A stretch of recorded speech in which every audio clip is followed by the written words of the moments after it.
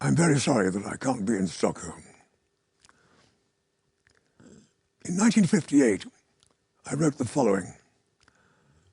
There are no hard distinctions between what is real and what is unreal, nor between what is true and what is false. A thing is not necessarily either true or false. It can be both true and false. I believe that these assertions still make sense and do still apply to the exploration of reality through art. So, as a writer, I stand by them. But as a citizen, I cannot. As a citizen, I must ask, what is true? What is false?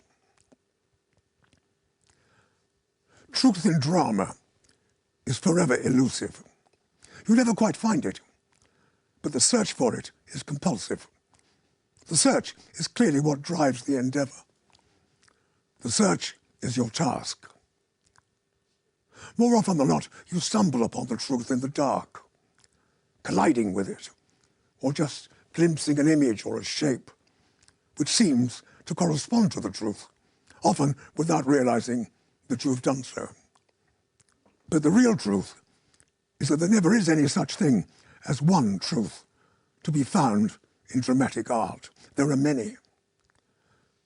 These truths challenge each other, recoil from each other, reflect each other, ignore each other, tease each other, are blind to each other.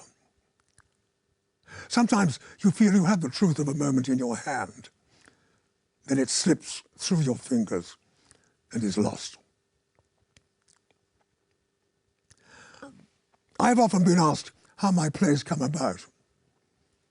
I cannot say. Nor can I ever sum up my plays, except to say that this is what happened. That is what they said. That is what they did. Most of the plays are engendered by a line, a word, or an image. The given word is often shortly followed by the image. I shall give two examples of two lines which came right out of the blue into my head, followed by an image, followed by me. The plays are The Homecoming and Old Times. The first line of The Homecoming is, "What have you done with the scissors?" The first line of Old Times is, "Dark." In each case, I had no further information. In the first case, someone was obviously looking for a pair of scissors and was demanding their whereabouts of someone else he suspected had probably stolen them. But I somehow knew that the person addressed didn't give a damn about the scissors, or about the questioner either, for that matter. Dark, I took to be a description of someone's hair, the hair of a woman, and was the answer to a question. In each case, I found myself compelled to pursue the matter. This happened visually, a very slow fade through shadow into light. I always start a play by calling the characters A, B, and C. In the play that became The Homecoming, I saw a man enter a stark room and ask his question of a younger man sitting on an ugly sofa reading a racing paper. I somehow suspected that A was a father and that B was his son, but I had no proof. This was, however, confirmed a short time later when B, later to become Lenny, says to A, later to become Max, "Dad, do you mind if I change the subject? I want to ask you something. The dinner we had before, what was the name of it? What do you call it? Why don't you buy a dog? You're a dog cook, honest. You think you're cooking for a lot of dogs." So, since B calls A Dad, it seemed to be reasonable to assume that they were father and son. A was also clearly the cook, and his cooking did not seem to be held in high regard. Did this mean that there was no mother? I didn't know. But, as I told myself at the time, our beginnings never know our ends. Dark. A large window, evening sky. A man, A, later to become Dealey, and a woman, B, later to become Kate, sitting with drinks. Fat or thin? The man asks. Who are they talking about? But I then see, standing at the window, a woman, C, later to become Anna, in another condition of light, her back to them, her hair dark. It's a strange moment, the moment of creating characters who up to that moment have had no existence. What follows is fitful, uncertain, even hallucinatory, although sometimes it can be an unstoppable avalanche. The author's position is an odd one. In a sense, he is not welcomed by the characters. The characters resist him. They are not easy to live with. They are impossible to define. You certainly can't dictate to them. To a certain extent, you play a never-ending game with them. Cat and mouse, blind man's buff, hide and seek. But finally, you find that you have people of flesh and blood on your hands. People with will and an individual sensibility of their own, made out of component parts you are unable to change, manipulate, or distort. So language in art remains a highly ambiguous transaction, a quicksand, a trampoline, a frozen pool, which might give way under you, the author, at any time. But as I have said, the search for the truth can never stop. It cannot be adjourned, it cannot be postponed. It has to be faced, right there, on the spot. Political theatre presents an entirely different set of problems. Sermonizing has to be avoided at all cost. Objectivity is essential. The characters must be allowed to breathe their own air. The author cannot confine or constrict them to satisfy his own taste or disposition or prejudice. He must be prepared to approach them from a variety of angles, from a full and uninhibited range of perspectives. Take them by surprise, perhaps, occasionally, but nevertheless, give them the freedom to go which way they will. This does not always work. And political satire, of course, adheres to none of these precepts. In fact, does precisely the opposite, which is its proper function. In my play, The Birthday Party, I think I allow a whole range of options to operate in a dense forest of possibility before finally focusing on an act of subjugation. Mountain language pretends to no such range of operation. It remains brutal, short, and ugly. But the soldiers in the play do get some fun out of it. One sometimes forgets that torturers become easily bored. They need a bit of a laugh to keep their spirits up. This has been confirmed, of course, by the events at Abu Ghraib in Baghdad. Mountain language lasts only 20 minutes, but it could go on for hour after hour, on and on and on. The same pattern repeated over and over again, on and on, hour after hour. Ashes to Ashes, on the other hand, seems to me to be taking place underwater. A drowning woman, her hand reaching up through the waves, dropping down out of sight, reaching for others, but finding nobody there, either above or under the water, finding only shadows, reflections, floating. The woman, a lost figure in a drowning landscape. A woman unable to escape the doom that seemed to belong only to others. But as they died, she must die too.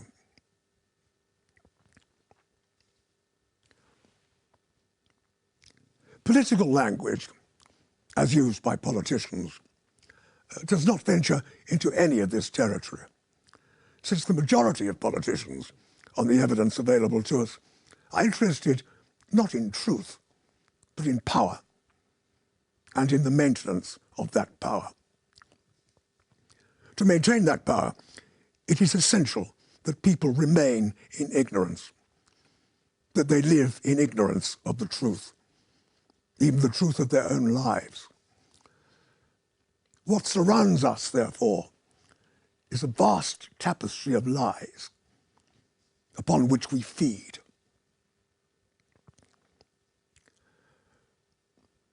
The justification for the invasion of Iraq was that Saddam Hussein possessed a highly dangerous body of weapons of mass destruction, some of which could be fired in 45 minutes, bringing about appalling devastation. We were assured that was true. It was not true. We were told that Iraq had a relationship with Al-Qaeda and shared responsibility for the atrocity in New York of September 11th, 2001. We were assured that this was true. It was not true. We were told that Iraq threatened the security of the world. We were assured it was true. It was not true. The truth is something entirely different. The truth is to do with how the United States understands its role in the world and how it chooses to embody it. But before I come back to the present, I would like to look at the recent past, by which I mean United States foreign policy since the end of the Second World War. I believe it is obligatory upon us to subject this period to at least some kind of even limited scrutiny, which is all that time will allow here. Everyone knows what happened in the Soviet Union and throughout Eastern Europe during the post-war period. The systematic brutality, the widespread atrocities, the ruthless suppression of independent thought. All this has been fully documented and verified. But my contention here is that the United States crimes in the same period have only been superficially recorded, let alone documented, let alone acknowledged, let alone recognized as crimes at all. I believe this must be addressed, and that the truth has considerable bearing on where the world stands now. Although constrained to a certain extent by the existence of the Soviet Union, the United States' actions throughout the world made it clear that it had concluded it had carte blanche to do what it liked. Direct invasion of a sovereign state has never, in fact, been America's favored method. In the main, it has preferred what it has described as low-intensity conflict. Low-intensity conflict means that thousands of people die, but slower than if you dropped a bomb on them in one fell swoop. It means that you infect the heart of the country, that you establish a malignant growth and watch the gangrene bloom. When the populace has been subdued or beaten to death, the same thing, and your own friends, the military and the great corporations, sit comfortably in power, you go before the camera and say that democracy has prevailed. This was a commonplace in US foreign policy in the years to which I refer. The tragedy of Nicaragua was a highly significant case. I choose to offer it here as a potent example of America's view of its role in the world, both then and now. I was present at a meeting at the US Embassy in London in the late 1980s. The United States Congress was about to decide whether to give more money to the Contras in their campaign against the state of Nicaragua. I was a member of a delegation speaking on behalf of Nicaragua. But the most important member of this delegation was a Father John Metcalf. The leader of the United States body was Raymond Seitz, then number 2 to the ambassador, later ambassador himself.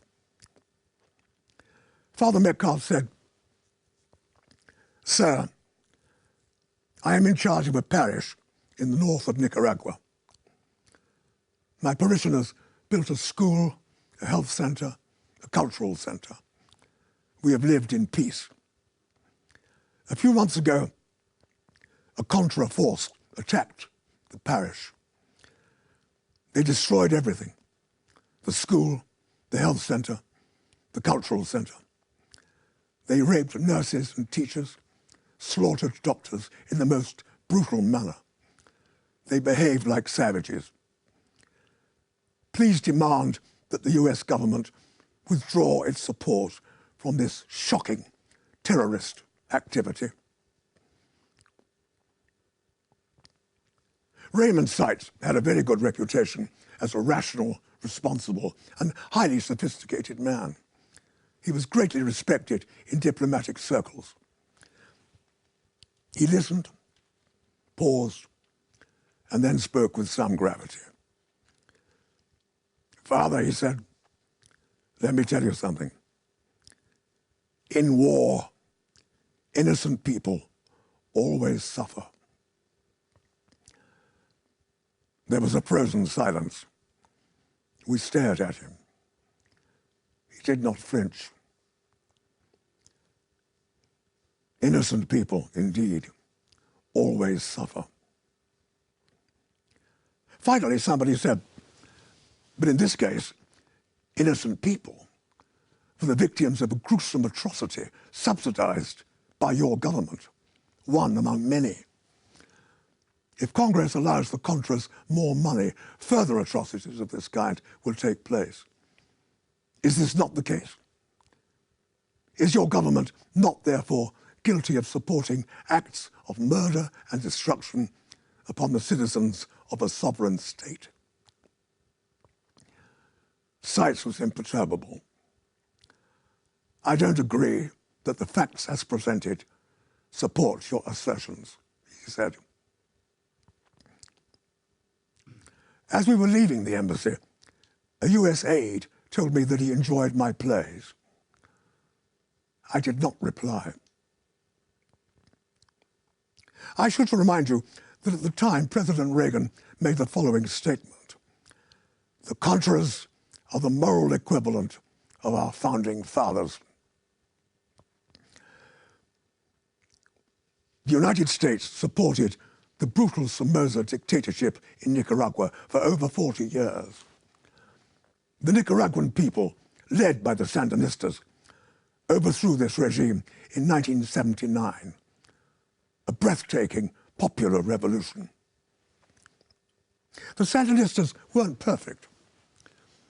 They possessed their fair share of arrogance, and their political philosophy contained a number of contradictory elements. But they were intelligent, rational, and civilized. They set out to establish a stable, decent, pluralistic society. The death penalty was abolished. Hundreds of thousands of poverty-stricken peasants were brought back from the dead. Over 100,000 families were given title to land. 2,000 schools were built. A quite remarkable literacy campaign reduced illiteracy in the country to less than 1/7. Free education was established and a free health service. Infant mortality was reduced by 1/3. Polio was eradicated. The United States denounced these achievements as Marxist-Leninist subversion. In the view of the US government, a dangerous example was being set. If Nicaragua was allowed to establish basic norms of social and economic justice, if it was allowed to raise the standards of healthcare and education and achieve social unity and national self-respect, neighboring countries would ask the same questions and do the same things. There was, of course, at the time, fierce resistance to the status quo in El Salvador. I spoke earlier about a tapestry of lies which surrounds us. President Reagan commonly described Nicaragua as a totalitarian dungeon. This was taken generally by the media, and certainly by the British government, as accurate and fair comment. But there was, in fact, no record of death squads under the Sandinista government. There was no record of torture. There was no record of systematic or official military brutality. No priests were ever murdered in Nicaragua. There were, in fact, 3 priests in the government, 2 Jesuits and a Maryknoll missionary. The totalitarian dungeons were actually next door, in El Salvador and Guatemala. The United States had brought down the democratically elected government of Guatemala in 1954, and it is estimated that over 200,000 people had been victims of successive military dictatorships. 6 of the most distinguished Jesuits in the world were viciously murdered at the Central American University in San Salvador in 1989 by a battalion of the Alcatel Regiment, trained at Fort Benning, Georgia, USA. That extremely brave man, Archbishop Romero, was assassinated while saying Mass. It is estimated that 75,000 people died. Why were they killed?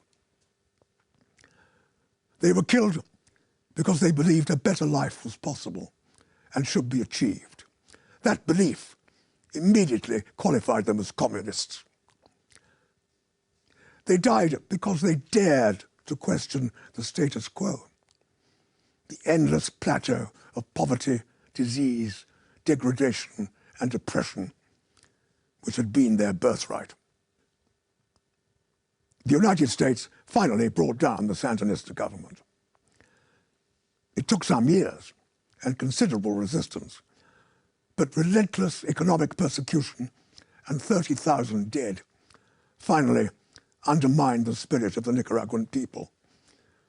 They were exhausted and poverty-stricken once again.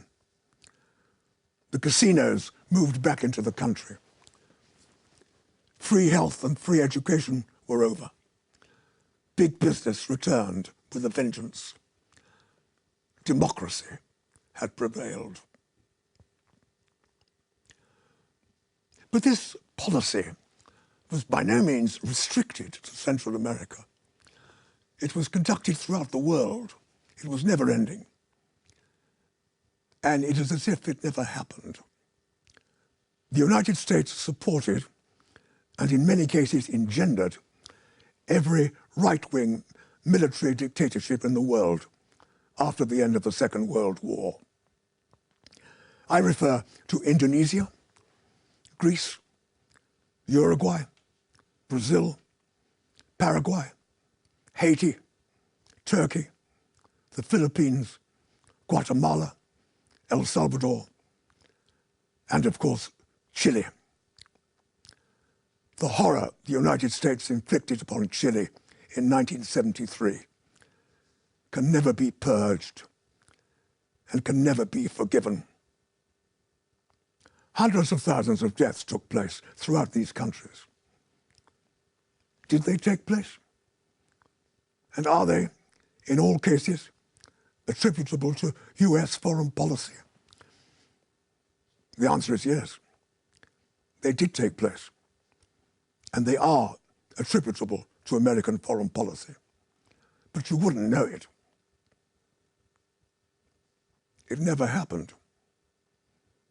Nothing ever happened. Even while it was happening, it wasn't happening. It didn't matter. It was of no interest. The crimes of the United States have been systematic, constant, vicious, remorseless, but very few people have actually talked about them. You have to hand it to America. It has exercised a quite clinical manipulation of power worldwide, while masquerading as a force for universal good. It's a brilliant, even witty, highly successful act of hypnosis. I put to you that the United States is without doubt the greatest show on the road. Brutal, indifferent, scornful and ruthless it may be, but it's also very clever. As a salesman, it is out on its own, and its most saleable commodity is self-love. It's a winner. Listen to all American presidents on television say the words, "the American people." As in the sentence, "I say to the American people, it is time to pray and to defend the rights of the American people. And I ask the American people to trust their president in the action he is about to take on behalf of the American people."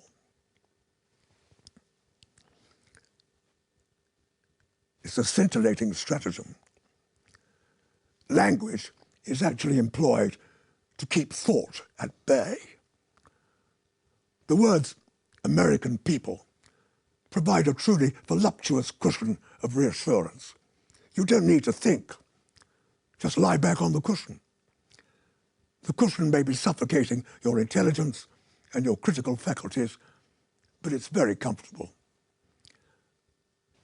This does not apply, of course, to the 40 million people living below the poverty line and the 2 million men and women imprisoned in the vast gulag of prisons which extends across the United States. The United States no longer bothers about low-intensity conflict. It no longer sees any point in being reticent or even devious. It puts its cards on the table without fear or favor. It quite simply doesn't give a damn about the United Nations, international law, or critical dissent, which it regards as impotent and irrelevant. It also has its own bleating little lamb tagging behind it on a lead, the pathetic and supine Great Britain. What has happened to our moral sensibility? Did we ever have any? What do these words mean? Do they refer to a term very rarely employed these days? Conscience? A conscience to do not only with our own acts, but to do with our shared responsibility in the acts of others. Is all this dead? Look at Guantanamo Bay.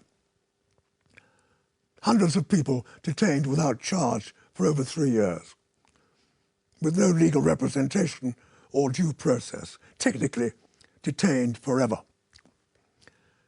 This totally illegitimate structure is maintained in defiance of the Geneva Convention. It is not only tolerated, but hardly thought about by what's called the international community.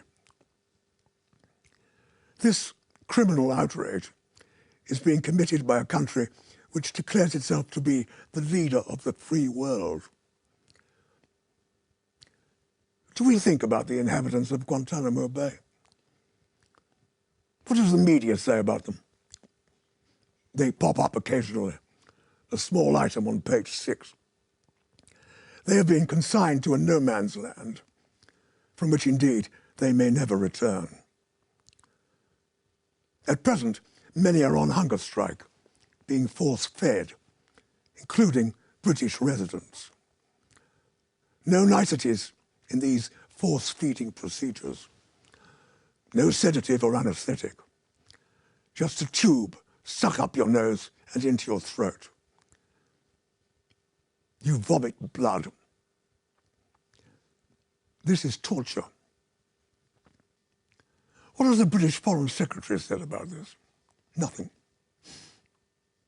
What has the British Prime Minister said about this? Nothing. Why not?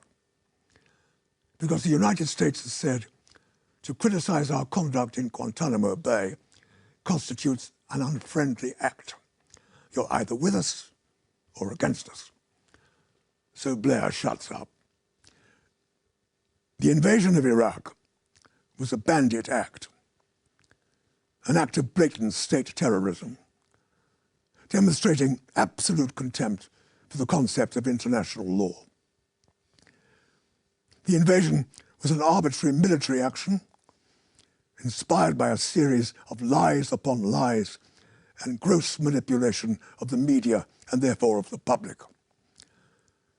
An act intended to consolidate American military and economic control of the Middle East, masquerading as a last resort, all other justifications having failed to justify themselves as liberation. A formidable assertion of military force responsible for the death and mutilation of thousands and thousands of innocent people. We have brought torture, cluster bombs, depleted uranium, innumerable acts of random murder, misery, degradation and death to the Iraqi people and call it bringing freedom and democracy to the Middle East.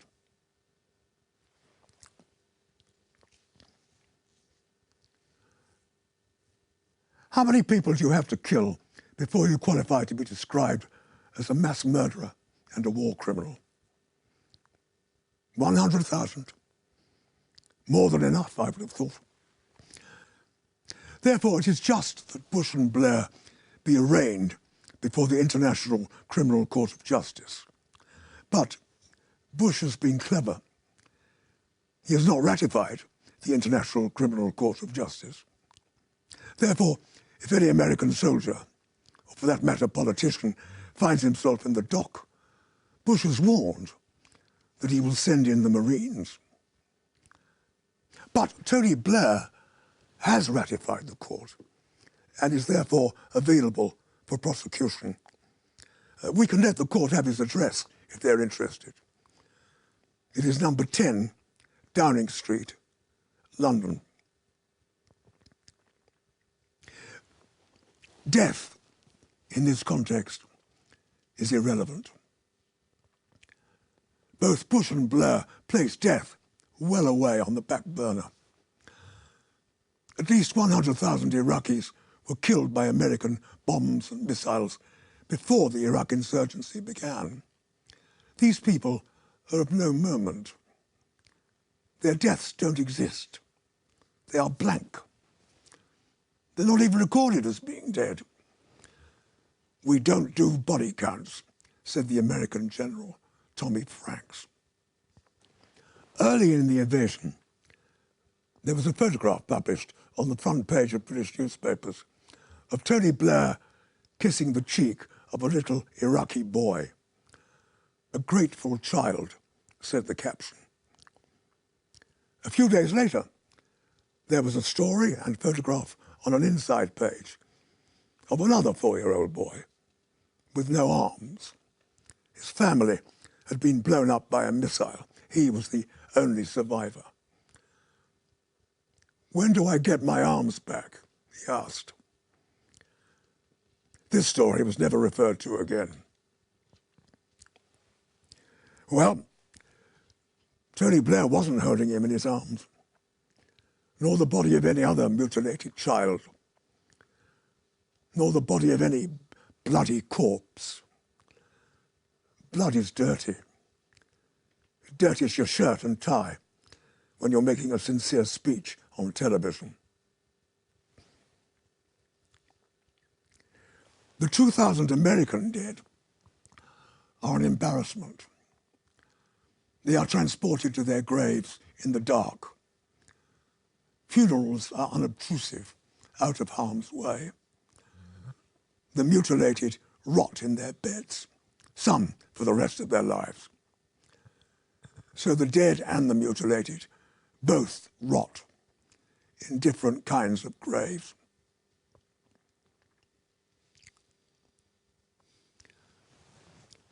Here is an extract from a poem by Pablo Neruda. I'm explaining a few things.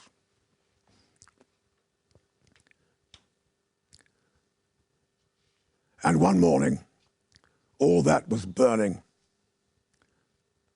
One morning, the bonfires leapt out of the earth, devouring human beings.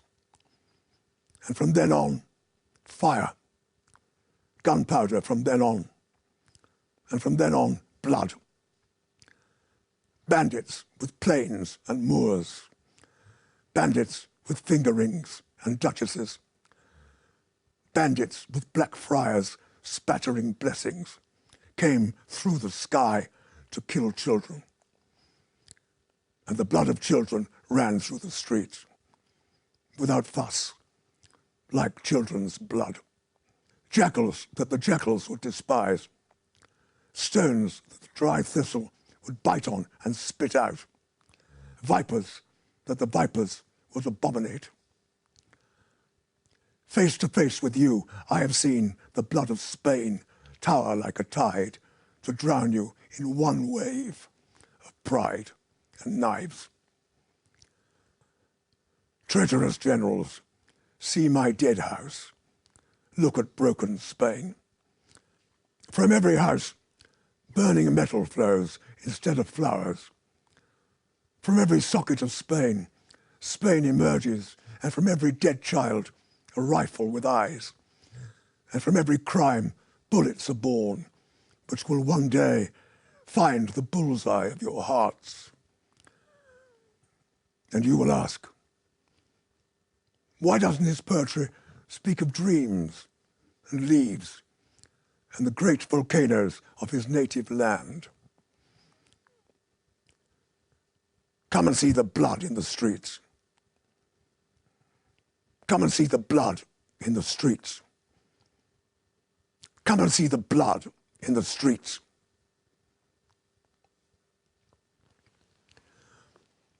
Let me make it quite clear that in quoting from Neruda's poem, I am in no way comparing Republican Spain to Saddam Hussein's Iraq. I quote Neruda because nowhere in contemporary poetry have I read such a powerful, visceral description of the bombing of civilians. I have said earlier that the United States is now totally frank about putting its cards on the table. That is the case. Its official declared policy is now defined as full spectrum dominance. That is not my term, it is theirs.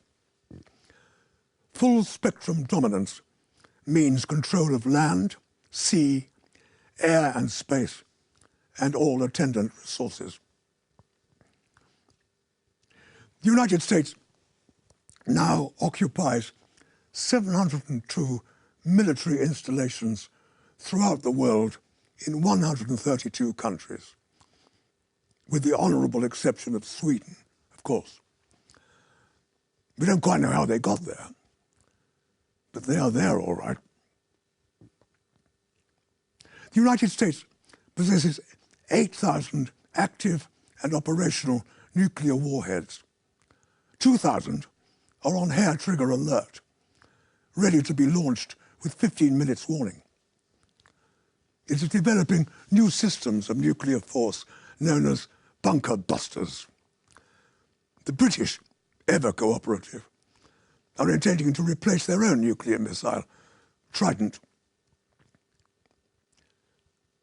Who, I wonder, are they aiming at? Osama bin Laden? You? Me? Joe Dokes? China? Paris? Who knows? What we do know is that this infantile insanity, the possession and threatened use of nuclear weapons, is at the heart of present American political philosophy. We must remind ourselves that the United States is on a permanent military footing and shows no sign of relaxing it. Many thousands, if not millions of people in the United States itself are demonstrably sickened, shamed, and angered by their government's actions. But as things stand, they are not a coherent political force yet. But the anxiety, uncertainty, and fear which we can see growing daily in the United States is unlikely to diminish.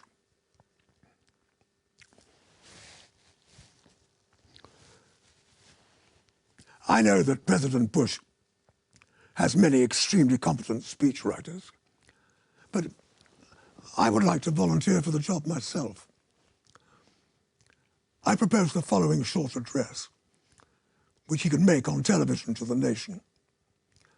I see him grave, hair carefully combed, serious, winning, sincere, often beguiling, sometimes employing a wry smile, curiously attractive, a man's man.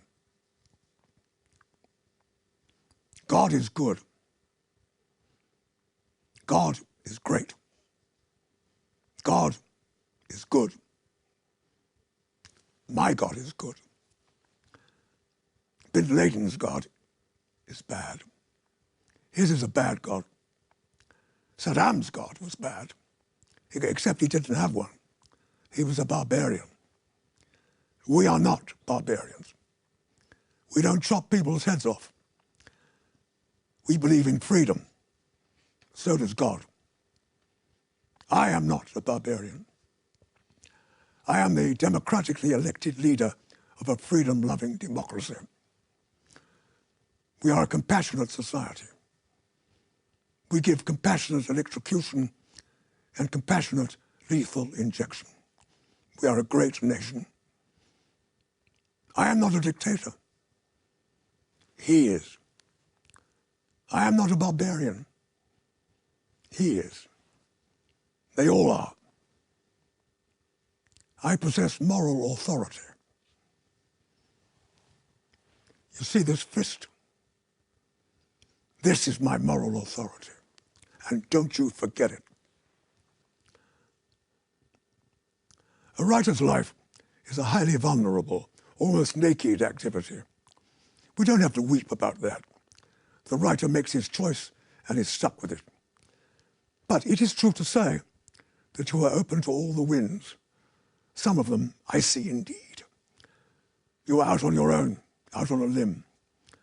You find no shelter, no protection, unless you lie, in which case, of course, you have constructed your own protection and, it could be argued, become a politician. I have referred to death quite a few times in this speech.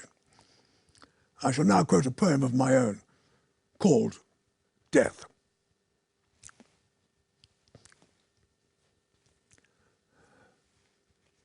Where was the dead body found? Who found the dead body? Was the dead body dead when found?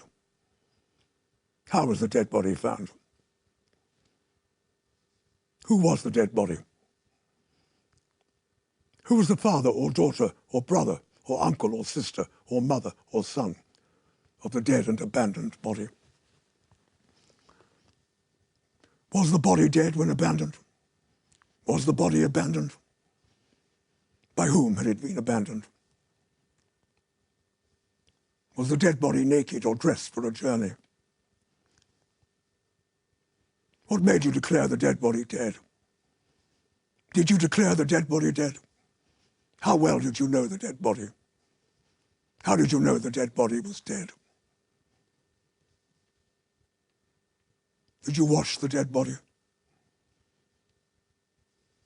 Did you close both its eyes? Did you bury the body?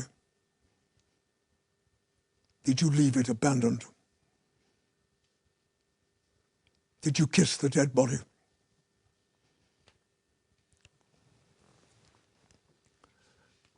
When we look into a mirror, we think the image that confronts us is accurate. But move a millimetre and the image changes. We are actually looking at a never-ending range of reflections. But sometimes a writer has to smash the mirror, for it is on the other side of that mirror that the truth stares at us. I believe that despite the enormous odds which exist, unflinching, unswerving, fierce intellectual determination as citizens to define the real truth of our lives and our societies is a crucial obligation which devolves upon us all. It is, in fact, mandatory. If such a determination is not embodied in our political vision, we have no hope of restoring what is so nearly lost to us, the dignity of man.